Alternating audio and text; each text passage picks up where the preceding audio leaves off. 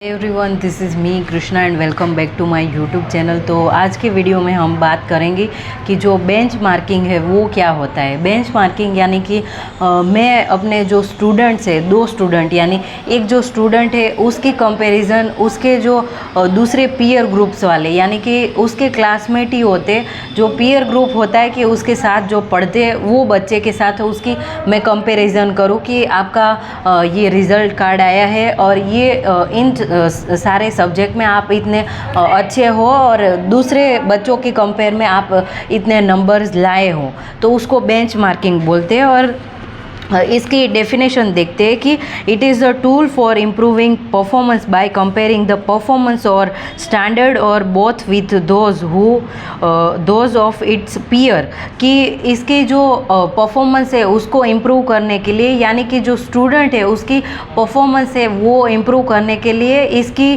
Comparison में दूसरे student और उसके जो पीयर्स है उसके साथ करो, उसको बेंच मार्किंग बोलते हैं। And it can be strategic addressing priority issues और साइक्लिक यानी addressing a number of areas on regular basis और एडॉक यानी taking advantage of an opportunity. तो ये सारी चीज़ें हैं वो इसमें बेंच मार्किंग में आएगी, ठीक है।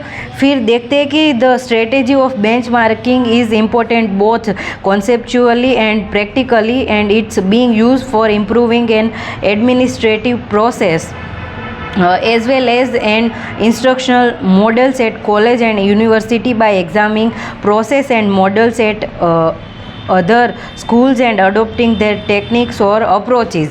यानी ये जो बेंच मार्किंग की प्रोसेस है और ये टेक्निक है वो स्कूल और कॉलेज में यूज़ की जाती है और इसकी वजह से हमें पता चलता है कि जो हमारे स्टूडेंट है उसका परफॉर्मेंस कैसा है और उनको हम ये टेक्निक से बता सकते हैं कि आपका जो परफॉर्मेंस है एजुकेशन में वो ऐसा है और दूसरे जो बच्चे हैं आपके जो क्लासमेट है पीयर्स उनके कंपैरिजन में ऐसा है और आप अब इसके आगे इम्प्रूवमेंट के लिए आप ये कर सकते हो और तो उनको हम उनको सजेशंस भी दे सकते हैं, ठीक है। फिर एक डेफिनेशन देखते हैं कि जो कैंपर ने दी है कि benchmarking is an ongoing systematic process for measuring and comparing the work process and organisation to those of other by bringing an external focus to internal activities functions और operation, ठीक है। और दूसरी हम definition देखते हैं जो लिंगफ्रिज और मैकनेर ने दी है। Bench marking is N alongous to human learning process and it has been described as a method of teaching and institution how to improve। यानी कि ये एक मेथड है कि हमारी जो टीचिंग है उनको कैसे हम इम्प्रूव कर सकते हैं। फिर अब हम देखते हैं कि टाइप्स ऑफ बेंच मार्किंग के क्या है।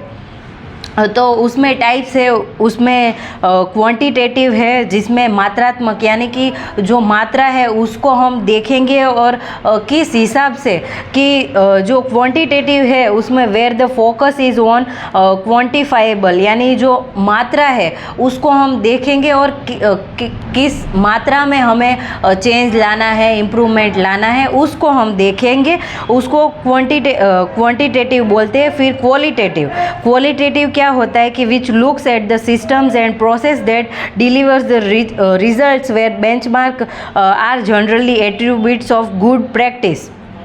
यानी कि जो हमें प्रैक्टिस करनी है वो अच्छी कैसे हो उसको क्वांटिटेटिव बोलते हैं और किस हद तक हमें प्रैक्टिस करनी है और कौन सी चीज़ें हैं उस पे हमें फोकस करना है और किस चीज़ है उस पे हमें ज़्यादा अच्छा करना है और ये चीज़ें सारी है उस पे हमारी गलतियां हो रही है स्टूडेंट की, टीचर की, और कभी ऐसा होता है कि गलतियां टीचर की भी हो सकती है।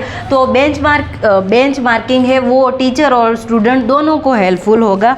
फिर देखते हैं कि डिफरेंट टाइप ऑफ पहले मैंने आपको जो बताया वो कैरेक्टरिस्टिक थे क्वांटिटेटिव एंड क्वालिटेटिव। अब हम डिफरेंट टाइप्स ऑफ बेंचमार्किंग देखते हैं कि वो इंटरनल होते हैं, कॉम्पिटिटिव होते हैं, फंक्शनल एंड जेनरिक होते हैं। तो इंटरनल यानी कि जो अंदर का होता है, इंटरनल यानी कि अंदर का।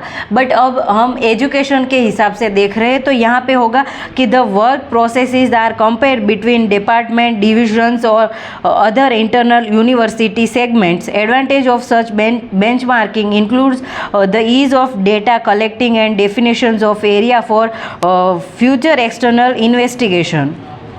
ठीक है, तो ये सारी इंटरनल चीज़ें रहेंगी। फिर कॉम्पिटिटिव वो क्या रहेगा कि इसमें जो पीयर ग्रुप्स है वो कंपटीशन एक दूसरे के साथ कर रहे हैं, तो वो हेल्दी कंपटीशन होना चाहिए। हेल्दी कंपटीशन है वो कैसा होता है कि हेल्दी कंपटीशन यानी होता है कि हम हमारे जो स्टूडेंट और जो हमारे क्लासमेट है उनके साथ हम द्वेष भाव नहीं रखें कि ये ज़्यादा पढ़ती है, ये ज़्यादा पढ़ता है, इसके ज़्यादा नंबर्स आते हैं तो मुझे इससे बहुत चीड़ मचती है कि इसके ज़्यादा नंबर कैसे आ जाते हैं।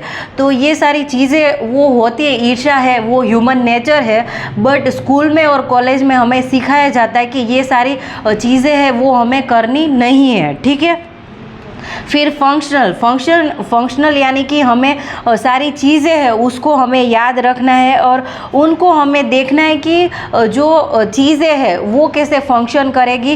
कि कोई चीज़ है वो हम इम्प्रूवमेंट के लिए हम रख रहे हैं कि जो स्टूडेंट है उसमें ये सारी चीज़ है वो नीड फॉर इम्प्रूवमेंट है। यानी कि अभी जो स्टूडेंट है वो काफ़ी बच्चे हैं उनको मैथ्स है, रीजनिंग है वो समझ में नहीं आता, तो वो फंक्शन कैसे करेगा और उसके लिए आगे हम क्या करेंगे, वो सारी चीज़ें हैं वो हमें देखनी है।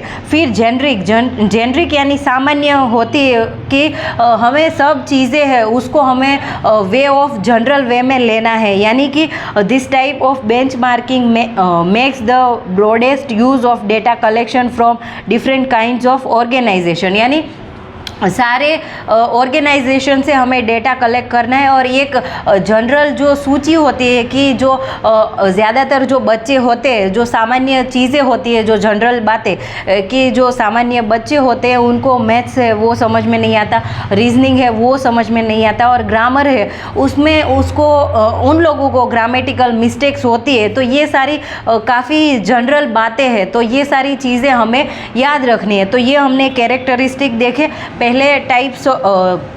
पहले हमने कैरेक्टरिस्टिक देखे बेंचमार्किंग के कि क्वालिटेटिव एंड क्वांटिटेटिव होता है। फिर हमने टाइप्स ऑफ बेंचमार्किंग देखे, उसमें हमने internal, competitive, functional and generic देखा। और अगले वीडियो में हम देखेंगे कि role of national level statutory bodies है यानी यूजीसी, एनसीटीई है, उनका रोल है वो करिकुलम में क्या रहेगा उसके बारे में नेक्स्ट वीडियो में बात करेंगे। तो ये वीडियो बेंचमार्किंग के ऊपर था।